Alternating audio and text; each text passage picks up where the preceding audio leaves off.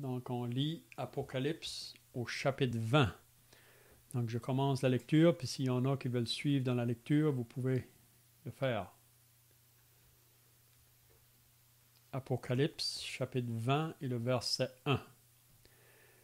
Puis, je vis descendre du ciel un ange qui avait la clé de l'abîme et une grande chaîne dans sa main. Il saisit le dragon, le serpent ancien, qui est le diable et Satan, et il le lia pour 1000 ans.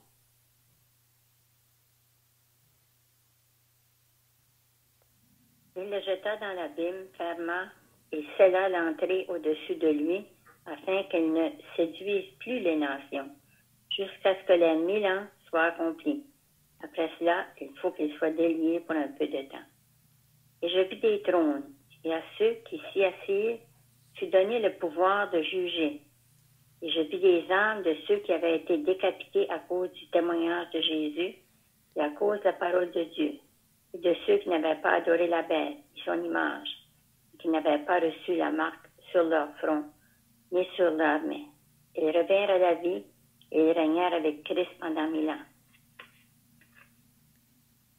Les autres morts ne revinrent point à la vie jusqu'à ce que 1000 ans fussent accomplis. C'est la première résurrection. Heureux et saints ceux qui ont part à la première résurrection. La seconde mort n'a point de pouvoir sur eux, mais ils seront sacrificateurs de Dieu et de Christ, et ils règneront avec lui pendant 1000 ans. Quand les 1000 ans seront accomplis, Satan sera relâché de sa prison, et il sortira pour séduire les nations qui sont aux quatre coins de la terre, Gog et Magog, afin de les rassembler pour la guerre. Leur nombre est comme le sable de la mer. Pour ceux qui viennent d'ajouter, là, on est dans l'Apocalypse, chapitre 20, et on est maintenant au verset 9. Apocalypse 20 et le verset 9.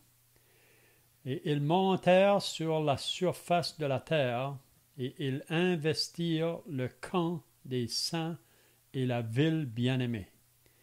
Mais un feu descendit du ciel et les dévora.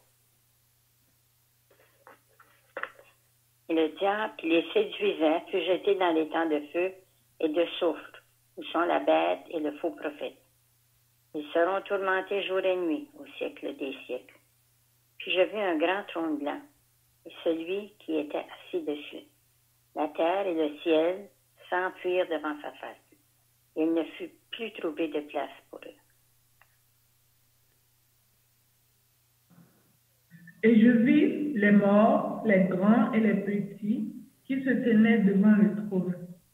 Des livres furent ouverts, et un autre livre fut ouvert, celui qui est le livre de vie. Et les morts furent jugés selon leurs œuvres, d'après ce qui était écrit dans ces livres. La mer rendit les morts qui étaient en elle. La mort et le séjour des morts rendirent les morts qui étaient en eux. Et chacun fut jugé selon ses œuvres.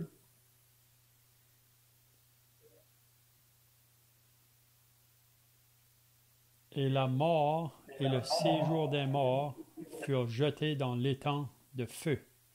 C'est la seconde mort, l'étang de feu. Quiconque ne fut pas trouvé écrit dans le livre de vie fut jeté dans l'étang de feu. Amen. Donc, si vous étiez là la semaine passée, on avait regardé à partir du verset 11 au chapitre 19. Qu'est-ce qu'on avait vu la semaine passée? C'est quand que Jean dit qu'il a vu le ciel ouvert, et voici parut un cheval blanc. Celui qui le montait s'appelle fidèle et véritable, et il juge et combat avec justice. Donc ici, nous sommes rendus à la fin de la tribulation. C'est quand que Jésus va sortir du ciel sur le cheval blanc avec l'armée qui se trouve dans le ciel. On dit que c'est avec l'Église. Il va sortir du ciel, puis on sait que les prophètes avaient prophétisé longtemps d'avance concernant Jésus qui vient pour établir son règne sur la terre ou établir son royaume. On sait que quand il est venu pour la première fois, beaucoup l'attendaient comme le Messie qui allait établir son royaume sur la terre. Mais on sait que d'après les prophéties des prophètes, il fallait que le Messie meure. Il fallait qu'il souffre et qu'il meure avant que son règne soit établi. Puis on sait qu'une des raisons, c'est parce que si le Seigneur Jésus ne meurt pas, il n'y a personne qui aurait pu être sauvé. Personne aurait pu être dans ce royaume-là. Donc il fallait qu'il meure. Puis vous vous rappelez que Jésus a dit à Nicodème, la nuit qu'il est venu le voir, dans Jean chapitre 3, Jésus lui a dit, en vérité, je te le dis, si un homme ne naît de nouveau, il ne peut pas voir le royaume de Dieu. Donc, à moins d'être né de nouveau, être né d'en haut, personne ne peut voir le royaume de Dieu. Donc, qu'est-ce que ça comprend, la nouvelle naissance, ou quand est-ce qu'elle prend place, cette nouvelle naissance-là? C'est le jour qu'une personne réalise sa condition devant Dieu comme pécheur perdu, puis qu'elle reçoit Christ comme sauveur et Seigneur dans sa vie. Vous savez qu'on lit dans l'évangile de Jean au chapitre 1, ça nous dit qu'il est venu chez les siens, c'est-à-dire Jésus est venu vers son peuple, les Juifs, la nation juive, mais ils ne l'ont point reçu. Son peuple ne l'a point reçu. Mais à tous ceux qui l'ont reçu, à ceux qui croient en son nom, il leur a donné le pouvoir de devenir enfants de Dieu, lesquels sont nés non du sang, ni de la volonté de l'homme, ni de la volonté de la chair, mais de Dieu. Donc, comment est-ce qu'on naît de nouveau?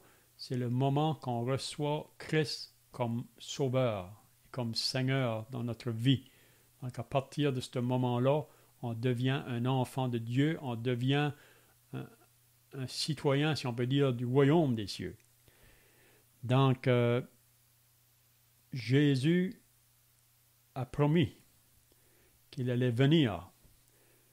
Premièrement, il vient pour enlever son Église, puis ensuite, il y aura la période de la tribulation et de la grande tribulation. Puis ce qu'on a vu la semaine passée, c'est la fin de la tribulation. Qu'est-ce qui a pris place là, à la fin de la tribulation? C'est que l'Antichrist va prendre beaucoup de rois de toutes les nations de la terre, puis tous ensemble, ils se réunissent pour faire la guerre à Israël vraiment. Puis c'est là qu'on dit que c'est Armageddon, là, c'est la dernière guerre qui se fera. Donc, l'Antichrist veut faire la guerre à Israël, puis c'est à ce moment-là, quand Israël va se voir collé au mur, si on peut dire, avec 100 portes de sortie, c'est là qu'ils vont invoquer l'Éternel, qu'ils vont invoquer Dieu, puis c'est à ce moment-là que Jésus va descendre du ciel sur le cheval blanc avec l'Église. Puis on avait dit la semaine passée que Jésus, c'est lui qui va combattre. L'Église, nous serons simplement là pour le regarder, notre vainqueur. Si vous vous rappelez, à la fin du chapitre 19, on avait lu la semaine passée là, que il y a un ange qui se tenait dans le soleil, puis qui criait d'une voix forte, disant à tous les oiseaux qui volaient par le milieu du ciel, « Venez, rassemblez-vous pour le grand festin de Dieu. » Donc, il y aura un grand festin à la fin de la tribulation, là. Puis le festin, ça va être la chair de tous ces rois, puis toutes ces nations-là qui se réunissent avec l'Antichrist pour faire la guerre à Israël. Mais c'est de cette chair-là, parce qu'ils vont tous mourir quand le Seigneur Jésus va venir les combattre, là. Puis c'est là que les oiseaux sont demandés de venir pour se nourrir. Donc ça va être un grand festin vraiment pour les oiseaux du ciel. Puis on a vu à la fin du chapitre 19 que l'Antichrist, à ce moment-là, va être pris avec le faux prophète. Puis ils vont être jetés, vivants, dans l'étang de feu et de soufre. Puis ça nous dit que les autres ont été tués par l'épée, qui sortait de la bouche de celui qui était assis sur le cheval, et tous les oiseaux se rassemblèrent de leur chair. Donc ça va prendre place à la fin de la tribulation. On ne peut pas décrire en parole vraiment qu'est-ce que ça va représenter, mais pour nous qui sommes associés au peuple de Dieu, même l'Église qui va être témoin de cette grande victoire sur l'Antichrist et le faux prophète. On sait qu'en arrière d'eux, c'est vraiment le diable, mais ce n'est pas à ce moment ici que le diable, lui, va être jeté dans l'étang de feu. On va voir ça ce soir. Le diable sera jeté dans l'étang de feu 1000 ans plus tard que l'Antichrist et le faux prophète. Donc, ça sera une grande victoire. C'est là que tout Israël sera sauvé, ça dit. Ceux qui seront d'Israël à ce moment-là, c'est là qu'ils vont reconnaître que celui qu'ils avaient percé, là, c'était lui leur Messie. Puis c'est là qu'il y en a beaucoup qui se convertissent, qui seront sauvés à ce moment-là. Donc ce soir, qu'est-ce qu'on voit? C'est Jésus qui va établir son royaume sur la terre, son règne de 1000 ans sur la terre. Vous savez, ça fait longtemps qu'on attend ce règne-là.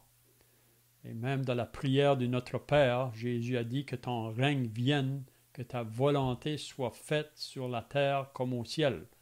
Donc, quand Jésus vient pour établir son règne sur la terre, ça va être un règne de justice, un règne de paix, c'est vraiment contraire de ce qu'on vit aujourd'hui. Aujourd'hui, c'est vraiment le mal qui règne partout. À ce moment-là, personne ne pourra faire le mal. C'est pas qu'il n'y aura pas des personnes que dans leur cœur, ils voudraient faire le mal, mais ils ne pourront pas le faire parce que le Seigneur Jésus va régner avec sa verge de justice. Donc le mal ne pourra pas se lever là. Comme aujourd'hui, le moment que le croyant veut s'élever ou parler de la part de Dieu, il est rejeté, il est coupé. Et on ne veut pas l'entendre. Ça sera le contraire à ce moment-là. Dans le règne du Seigneur, ça va être le méchant qui va être coupé. Mais aujourd'hui, ce sont les justes qui sont coupés. Donc, c'est ça qu'on va voir ce soir. Mais on sait que, par d'autres passages de la parole, qu'avant que Jésus établisse son royaume, il y aura le jugement des nations qui va prendre place. On lit ça dans Matthieu 25. Donc, c'est le jugement des nations vivants. Puis, si vous vous rappelez dans Matthieu 25, c'est quand que Jésus va prendre ceux qui sont à sa droite, les brebis, ceux qui sont à sa gauche, les boucs. Puis Jésus va dire à ceux qui seront à sa droite, venez, prenez possession du royaume qui a été préparé pour vous depuis la fondation du monde. Car j'ai eu faim, vous m'avez donné à manger, j'ai eu soif, vous m'avez donné à boire, j'étais un étranger, vous m'avez recueilli, j'étais en prison, vous êtes venus me voir. Ils vont dire, mais quand, Seigneur, nous avons fait ces choses-là? Il va dire qu'à chaque fois que vous l'avez fait à l'un de ces plus petits, des miens, c'est comme si vous l'avez fait à moi. Donc, eux, ils vont entrer dans le millénaire, dans le règne de 1000 ans. Mais ceux qui seront à sa gauche, Jésus va dire, allez maudits dans le feu éternel qui a été préparé pour le diable et pour ses anges. Puis il va dire la même chose. J'ai eu faim, mais vous ne m'avez pas donné à manger. J'ai eu soif, vous ne m'avez pas donné à boire. Donc à chaque fois qu'ils l'ont pas fait à un de ses plus petits, c'était comme si qu'ils ne le faisaient pas à Jésus. Donc là, on voit vraiment des personnes vivantes qui vont être jetées avec le diable, vraiment. On sait que l'enfer n'a pas été préparé pour les hommes. Ça a été préparé pour le diable.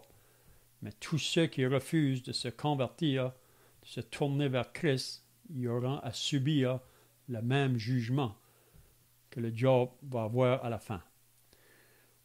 Donc, on est au chapitre 20 maintenant de l'Apocalypse, au verset 1. Mais là, ici, on voit avant que le règne de Christ débute, qu'est-ce qui va arriver? Puis je vis descendre du ciel un ange. Donc, on a dit que Dieu va utiliser souvent les anges à la fin, alors même, de la tribulation, pour accomplir ses desseins. Puis je vis descendre du ciel un ange qui avait la clé de l'abîme. Donc cet ange-là a la clé de l'abîme. Puis ça nous dit qu'il avait une grande chaîne dans sa main. Donc vous pouvez vous faire le portrait, un ange avec la clé, c'est-à-dire c'est lui qui peut ouvrir la porte de l'abîme. C'est lui aussi qui peut fermer. Puis on sait qu'il a cette autorité-là de Dieu. Donc, puis dans sa main, il y aura une chaîne, une grande chaîne. Pourquoi? Parce que il va saisir le dragon. Puis ici, il mentionne là plusieurs noms pour associer ça au diable, vraiment, ou à Satan. Il saisit le dragon. Si vous vous rappelez, au chapitre 12, on avait vu le grand signe dans le ciel là, qui nous parlait de ce dragon, qui parle du diable. Il saisit le dragon, le serpent ancien. Vous vous rappelez que c'est le serpent qui est venu pour tenter Ève au début de la Genèse, pour la faire désobéir à Dieu. Donc c'est le même. Il saisit le dragon, le serpent ancien, qui est le diable et Satan. Qu'est-ce qu'il va faire? Il va le lier. Ça veut dire qu'il va attacher Satan pendant 1000 ans. Donc, Satan attaché. Donc, c'est tout quelque chose, ça.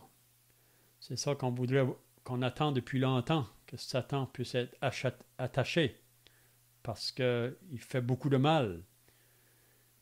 C'est lui l'auteur de tout mal. C'est lui le père du mensonge.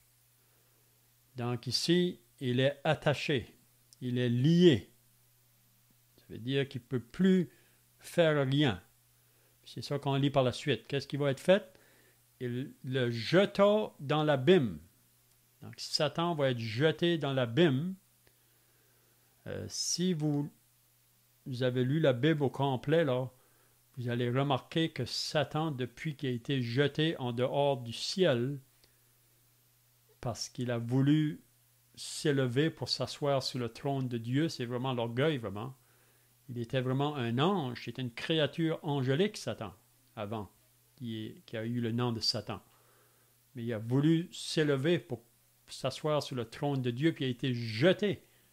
Puis on sait qu'il y a beaucoup d'autres anges qui l'ont suivi.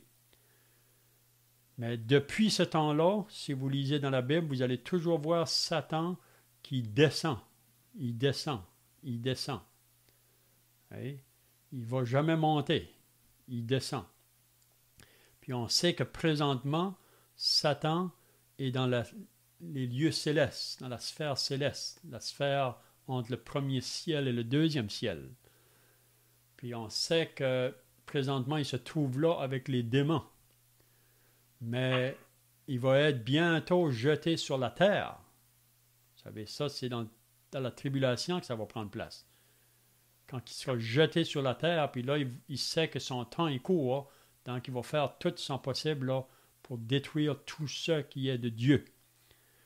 Mais ici, qu'est-ce qu'on voit, c'est que Satan est jeté dans l'abîme. Il est jeté là, attaché. Puis regardez qu'est-ce que ça dit. Il dit qu'il le jeta dans l'abîme, ferma et scella l'entrée au-dessus de lui, afin qu'il ne séduisait plus les nations. Donc, parce que vous savez que Satan est un séducteur. Il séduit les nations, le monde. Il les tourne contre. Il veut que le monde marche contre Dieu. Ça dit jusqu'à ce que les 1000 ans fussent accomplis.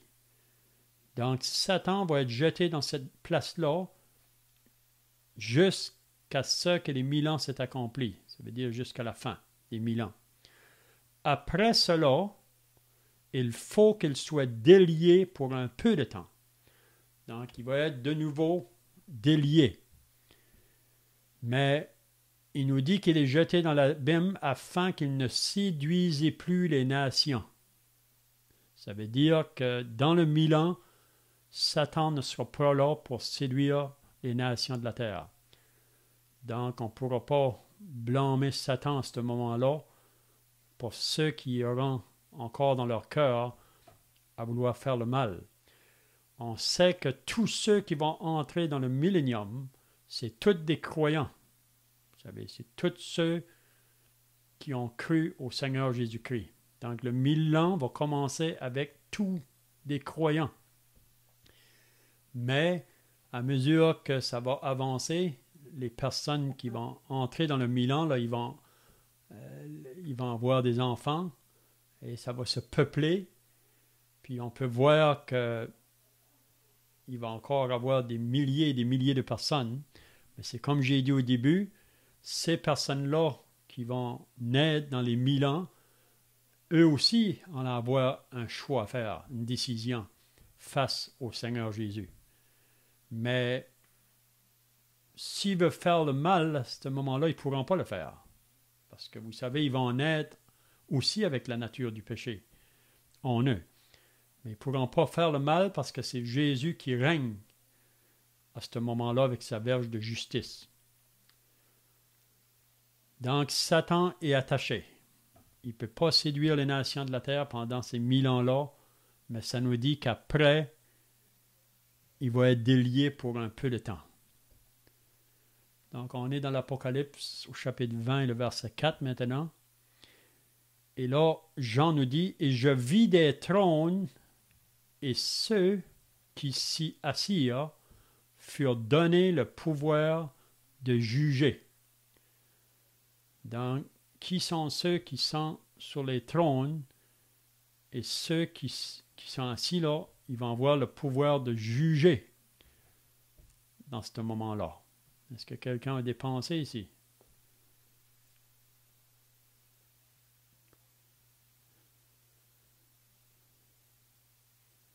Donc, il mentionne ici des trônes.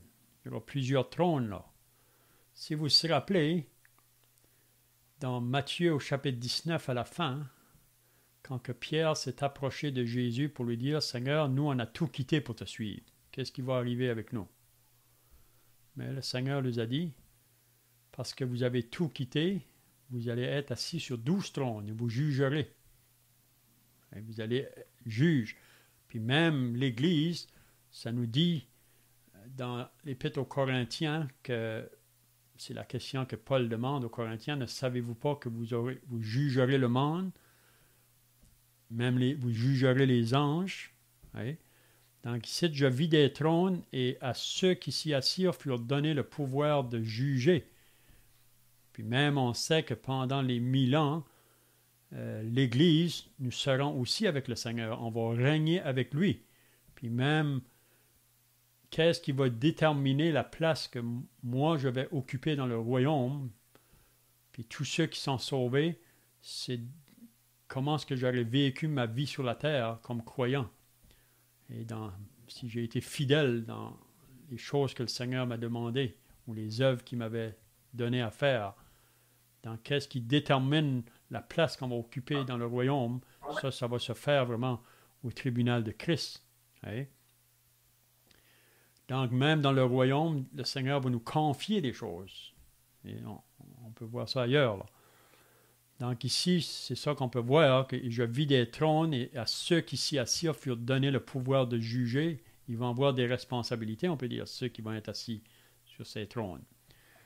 Maintenant, qu'est-ce qu'on ouvre après? Et je vis les âmes de ceux qui avaient été décapités à cause du témoignage de Jésus. Donc, qui sont ces âmes-là ici? Ça dit ceux qui avaient été décapités à cause du témoignage de Jésus et à cause de la parole de Dieu. Donc ici, c'est des personnes qui avaient été mis à mort. Quand il dit qu'ils ont été décapités, c'est à cause qu'ils étaient croyants, c'est à cause qu'ils avaient cru au Seigneur Jésus. Donc qui sont-ils, ces âmes-là ici, qui nous parlent? Est-ce que quelqu'un a des pensées, là? On peut dire que c'est tout ce que le monde a assassiné. Tous les chrétiens qui ont été assassinés à cause de la parole, je pense par exemple à Étienne. Oui, c'est vrai qu'Étienne était... aux autres martyrs. Étienne était le premier martyr de l'Église. Mais ici, il nous dit juste par la suite là, qui ce qui sent là. Peut-être pour former ton micro, Gloria, ça fait un écho, je pense, là, quand on parle. OK, donc ici, il nous dit vraiment qui sont ceux qui ont été décapités là. On sait qu'il y a beaucoup de croyants qui ont été décapités depuis l'Ancien Testament. Les prophètes, beaucoup qui parlaient de la part de Dieu. Puis on sait même au début de l'Église, les grandes persécutions qu'il y a eu là, dans le 2e siècle. Il y a eu 10 grandes persécutions par des empereurs qui se levaient puis qui voulaient que le peuple les adore, mais les chrétiens ne voulaient pas adorer les empereurs. Donc à cause de cela, on a brûlé des chrétiens sur des bûchers, on a décapité d'autres, il y en a d'autres qu'on les a fait manger par les bêtes dans les arènes. Donc des chrétiens qui sont morts à cause de leur foi, puis comme qui vient d'être dit, Étienne, un des premiers martyrs chrétiens. Oui. Mais ici, il nous dit que ceux ici là qui parlent, il dit « Je vis les âmes de ceux qui avaient été décapités à cause du témoignage de Jésus et à cause de la parole de Dieu et de ceux qui n'avaient pas adoré la bête ni son image. » Donc, on voit ici, c'est comme qui vient d'être dit, c'est les âmes, on pourrait dire, de tout temps, mais il parle aussi de ceux surtout qui vont se trouver dans la tribulation, là, ceux qui vont être sauvés dans la tribulation, puis qui ne voudront pas, ils ne vont pas prendre la marque de la bête, ils ne vont pas adorer l'Antichrist. Ils ne voudront pas, puis à cause de cela, l'Antichrist va donner ordre de toutes les faire mourir, ces personnes-là. Donc, ce sont les croyants. Donc, et de ceux qui n'avaient pas adoré la bête, ni son image, et qui n'avaient pas reçu la marque sur leur front et sur leurs mains. Donc, c'est ceux qui refusent vraiment de se prosterner devant l'Antichrist. On sait qu'il y en a beaucoup qui vont se prosterner devant l'Antichrist, qui vont prendre la marque. Mais le croyant, lui, il va refuser ça. Donc ici, quand il dit qu'il parle des âmes de ceux qui avaient été décapités, il nous parle surtout de ceux de la tribulation, puis probablement ça peut nous parler des autres aussi qui sont morts avant décapités, tous croyants. Ils revinrent à la vie. Donc ici, je crois qu'il parle d'une résurrection ici, là. Ça va se faire à la fin de la tribulation, puis c'est ceux qui vont entrer dans le Milan. Donc, ils revinrent à la vie. On sait que, parce qu'il y a 2 résurrections. Il y a la première résurrection, la deuxième résurrection. Quand on parle de la première résurrection, on peut voir qu'elle se fait comme en deux parties. Premièrement, on sait que le Seigneur Jésus, c'est le premier à ressusciter vraiment. Il est le prémisse. Mais ensuite, c'est l'Église. Juste avant que la tribulation commence, l'Église va être enlevée. Donc, il y aura une résurrection à ce moment-là. Les morts en Christ ressusciteront. Puis ceux qui seront vivants à ce moment-là vont être enlevés. Ça, c'est associé à la première résurrection. La première résurrection, c'est toujours ceux qui ont cru au Seigneur Jésus. Puis ici, il y aura aussi une résurrection, mais à comprendre la première, si on peut dire. Parce que eux ici, ce sont ceux qui sont sauvés dans la tribulation. Puis à la fin de la tribulation, ils seront ressuscités. Puis là, ils vont entrer dans le 1000 ans. Ils revinrent à la vie et ils régnèrent avec Christ pendant 1000 ans. Donc, ça veut dire qu'ils rentrent dans le règne millénaire. Mais les autres morts ne revinrent point à la vie. Donc, les autres morts, ce sont ceux qui n'ont pas cru en Christ. C'est ceux qui persécutaient les croyants. C'est ceux qui ont mis à mort les croyants. Les autres ne vont pas venir. C'est la même chose à l'enlèvement de l'Église. C'est seulement les morts en Christ qui vont ressusciter pour être enlevés avec ceux qui seront vivants à ce moment-là. Mais les autres morts vont rester dans le tombeau pour ressusciter à la deuxième résurrection. Donc ici, il nous dit c'est la première résurrection. Donc ça, c'est associé à la première résurrection. Le verset 6, « Heureux et saints ». Donc, ce soir, si vous êtes un croyant, vous appartenez au Seigneur Jésus-Christ, on peut nous placer ici aussi, là. Heureux et saints ceux qui ont part à la première résurrection. Donc, c'est ceux qui ont eu un jour dans leur vie qu'ils se sont repentis puis qu'ils ont cru au Seigneur Jésus pour le recevoir comme Seigneur et Sauveur. Donc, il dit qu'on est heureux. Donc, pour moi, c'est la plus grande chose qu'un être humain peut connaître. Vous savez, même si on avait tout ce que le monde peut nous offrir, mais si on n'a pas le Seigneur Jésus, on n'a rien du tout. Mais ceux qui ont le Seigneur Jésus comme Sauveur, nous avons tout. Puis on va être associés à toutes ses bénédictions, puis même à sa gloire. Et heureux et saints ceux qui ont part à la première résurrection.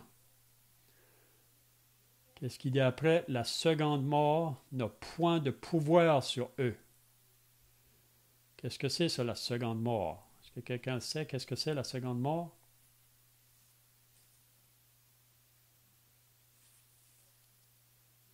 Est-ce que ce serait la séparation éternelle de Dieu?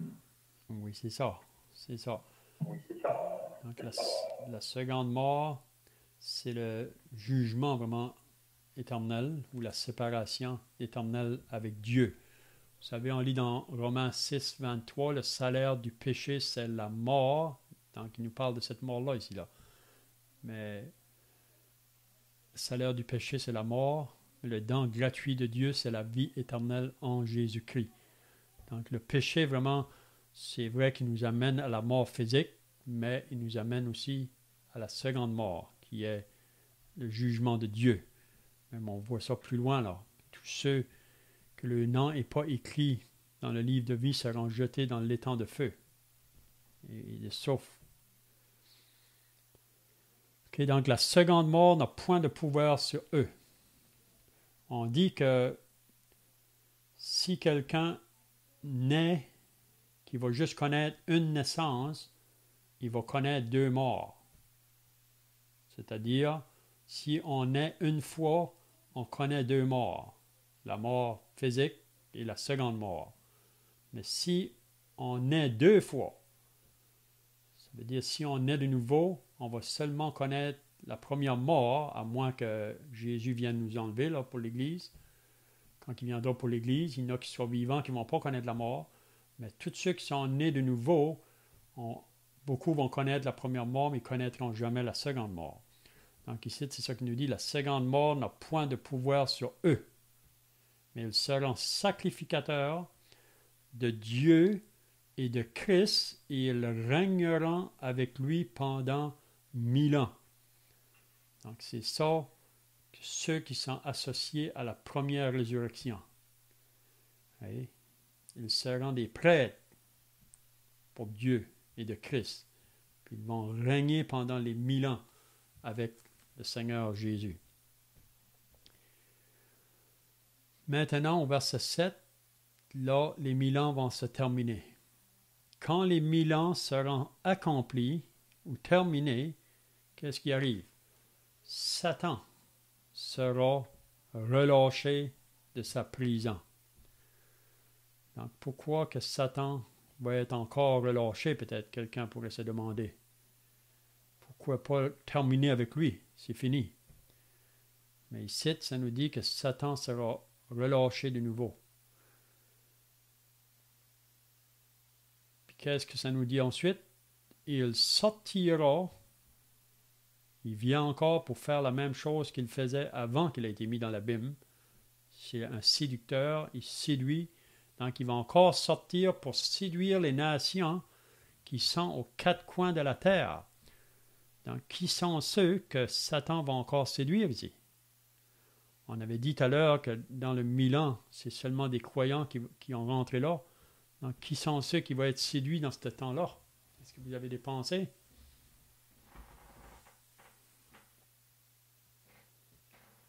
Le texte dit les nations, enfin ceux qui ne sont pas réellement pour Christ, ils vont être pris dans leur convoitise et puis Satan pourra les séduire à nouveau. C'est ça. Donc, c'est vraiment ceux qui vont naître dans le millénium, là. Ça va être, c'est tous ceux vraiment qui n'auront pas cru en Jésus. Donc, à la fin, ils vont avoir une décision. Peut-être qu'il y avait du mal dans leur cœur, ils étaient des pécheurs, mais ils ne pouvaient pas faire le mal parce que c'est le Seigneur qui juge, là. Mais quand Satan va sortir, c'est ces personnes-là qui vont aller chercher vraiment. Donc, plutôt de prendre le côté de Jésus, ils vont encore se tourner vers le séducteur, vers Satan. Mais c'est à ce moment ici, là, que Satan va être fini, qui va être terminé, là. Donc, il va séduire des personnes, un grand nombre de personnes, afin de les rassembler pour la guerre. Donc, ils vont se lever encore pour faire la guerre à Jérusalem ou à l'armée des saints. Afin de les rassembler pour la guerre, leur nombre est comme le sable de la mer.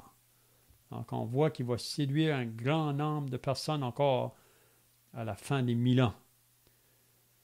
Puis ça nous dit, et ils montèrent sur la surface de la terre, et ils investirent le camp des saints.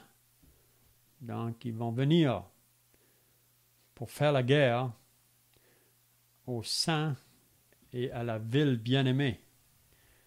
Qu'est-ce qui va arriver à ce moment-là? C'est là qu'on peut dire ici que c'est la fin du monde, c'est ici que ça va prendre place vraiment.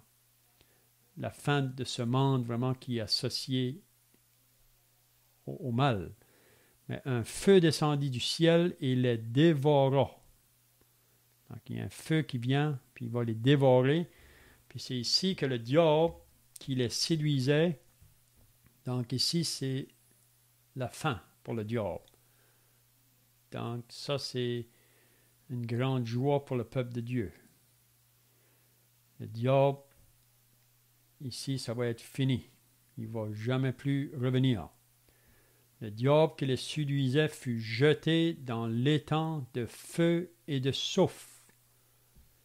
Regardez qu'est-ce qu'il dit. Où sont la bête et le faux prophète? On avait dit tout à l'heure que la bête et le faux prophète ont été jetés, eux, au début des 1000 ans, avant que les 1000 ans commencent. Ils sont jetés dans l'étang de feu. Mais là, ici, c'est le diable qui les jeté là avec eux. Puis regardez qu'est-ce qu'il dit. Et ils seront tourmentés jour et nuit au siècle et des siècles. Donc, ils ne vont pas être anéantis. Vous savez qu'il y a des groupes aujourd'hui qui disent que le méchant va être anéanti. C'est faux. Ici, on voit que le diable va être jeté avec la bête et le faux prophète. Là. Eux ont été jetés 1000 ans avant, puis ils sont toujours là. Puis ils seront tourmentés jour et nuit au siècle et des siècles. Ça veut dire qu'il n'y aura pas de fin à ce tourment-là. Il n'y aura pas de fin à ce tourment-là. Puis là, je vois que le temps est passé, puis peut-être qu'on pourrait garder là, la fin du chapitre, parce que c'est un sujet qui est très important aussi. C'est là qu'il nous parle du jugement dernier. Et si vous vous rappelez, là, au début, là, on avait dit qu'il y a 7 événements futurs dans le plan prophétique de Dieu qui est à venir. Là. Il y a 7 événements encore qui doivent prendre place. Donc, on a dit que le premier événement, est-ce que quelqu'un se rappelle le premier événement qui doit prendre place?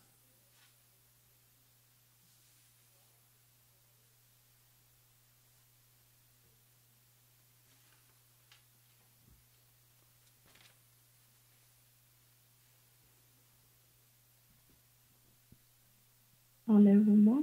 L'enlèvement, c'est ça. Ça, c'est le premier événement qui devrait prendre place dans les plans de Dieu, là, dans l'avenir. L'enlèvement de l'Église. La deuxième, qu'est-ce que ça va être?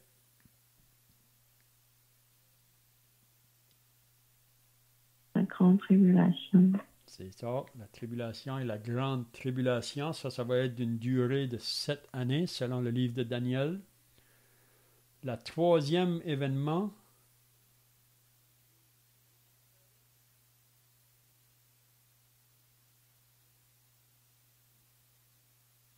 c'est la seconde venue de Jésus. Mais là, il vient pour établir son royaume sur la terre. Ça, c'est le prochain événement. Ça se fera à la fin de la tribulation. Après, la quatrième, c'est le millénium. Il établit son règne pour 1000 ans. Puis à la fin des milléniums, ça va être la fin du monde. Ça, c'est le cinquième événement. Ça, c'est la fin de ce monde. Ensuite, qu'est-ce qu'on va voir la semaine prochaine? Le sixième événement, c'est le grand trône blanc. Le jugement dernier. Puis là, on va voir qui est-ce qui va se trouver au jugement dernier. Et vous savez que tous ceux qui ont cru au Seigneur Jésus ne seront pas jugés. C'est vrai que les croyants seront aussi au grand jugement, mais ils vont être du côté du Seigneur. Ils vont être avec lui quand il va juger ceux qui n'auront pas cru en lui. Donc c'est pour ça qu'on peut dire avec assurance que nous ne serons pas jugés au jugement dernier, nous qui sommes croyants, parce que Jésus a été jugé à notre place. Puis pendant notre vie sur la terre, on a accepté cette vérité-là, on a cru. Et c'est pour ça que Jésus dit dans Jean 5, en vérité, je vous le dis, celui qui écoute ma parole et qui croit à celui qui m'a envoyé a la vie éternelle et ne vient pas en jugement. Mais il est passé de la mort à la vie. Donc, ça, c'est le sixième événement, le grand trône blanc. Donc, on verra la semaine prochaine, on pourra regarder concernant le jugement dernier. C'est là que toutes les choses vont être amenées à la lumière pour tous ceux qui ont refusé de croire au Seigneur Jésus. Puis ensuite, le septième événement qu'on verra, c'est le chapitre 21 et 22 qui nous parle concernant le nouveau cieux et la nouvelle terre. C'est bien, je ne sais pas si vous avez des questions ou des pensées pour terminer, là. Sinon, on va terminer par la prière.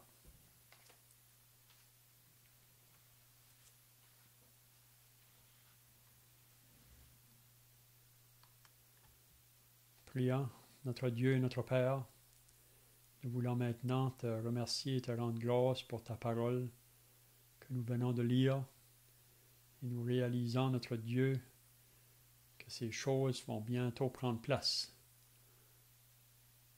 dans ce monde. Et on veut te rendre grâce encore pour ceux qui sont sauvés, ceux qui sont nés de nouveau, qui sont les enfants de Dieu. Et on sait, notre Dieu, qu'on va échapper à ce qui est associé avec le diable. On sait peut-être que pour le moment, nous avons à souffrir pour la cause de Christ. Et on sait que pour ceux qui vont vivre dans la tribulation aussi, qui ne vont pas croire à l'Antichrist, auront aussi à souffrir. Mais on sait que Notre fin, c'est la gloire. Donc, oh Dieu, nous voulons te remercier pour ta parole que nous avons pu regarder ce soir. Bénis tous ceux qui étaient présents au nom du Seigneur Jésus. Amen.